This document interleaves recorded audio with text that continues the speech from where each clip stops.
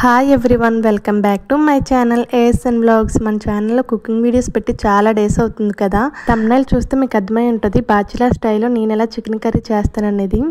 And ముందుగా pan పెట్టుకుని ఒక 3 టేబుల్ స్పూన్ ఆయిల్ వేసుకుని ఆయిల్ హీట్ అయ్యాక ముందుగా కట్ చేసి పెట్టుకున్న ఆనియన్స్ వేసి బాగా మగ్గడం కోసం నేను ముందుగానే సాల్ట్ వేసాను. అవి పింక్ కలర్లోకి వచ్చాక ఒక 3 పచ్చిమిర్చి అండ్ అల్లం వెల్లుల్లి పేస్ట్ వేసి బాగా కలుపుకోవాలి. అవి కూడా మగ్గినాక టమాటో కట్ చేసి పెట్టుకుని టమాటోని మాత్రం వేసుకొని బాగా మగ్గినాక ఒక స్పూన్ పసుపు వేసి బాగా వేయించాలి. అవి టమాటా ముక్కలు అన్నీ బాగా వేగినాక మనం ముందుగా కడిగి పెట్టుకున్న చికెన్ వేసాక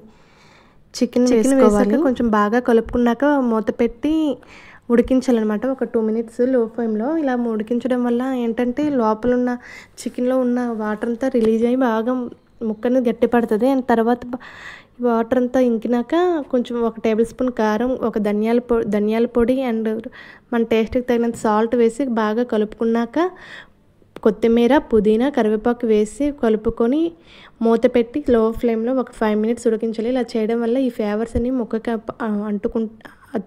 ముక్కకి అనేది తెలుస్తుంది.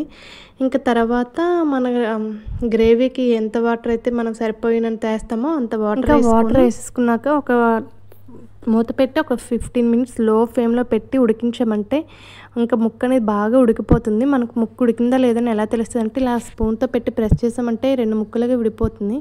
ఇంకా లాస్ట్లో కొత్తిమీర వేసి కలుపుకోవడమే. అండ్ కొత్తిమీర అండ్ కొంచెం గరం మసాలా వేసి కలుపుకోవడమే. చూసారు ఎంత బాగుంది కదా.